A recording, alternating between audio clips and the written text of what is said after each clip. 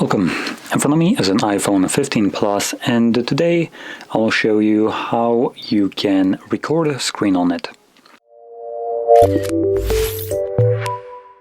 So to get started, we're gonna open up our settings, and from here you're gonna select Control Center, scroll down where you'll find a screen recording toggle.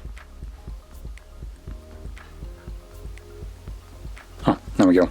So it's right over here. Press on the plus button. This will add it to your control center. So now we just access it by swiping down from the top right corner of the screen, and we have our screen recording toggle right over here. I'm gonna press on it. It will begin countdown, at which point it will then start recording. So whatever you will do right now will be recorded by the device. And once you're done with it, you can click right here and then select the square to stop the recording. This will automatically save your screen recording to your Photos application, so I'll open that up right now.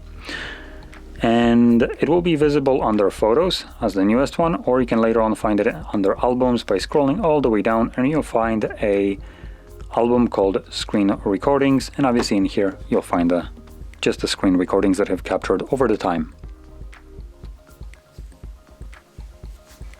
So there we go. Now, if you found this video helpful, don't forget to hit like, subscribe, and thanks for watching.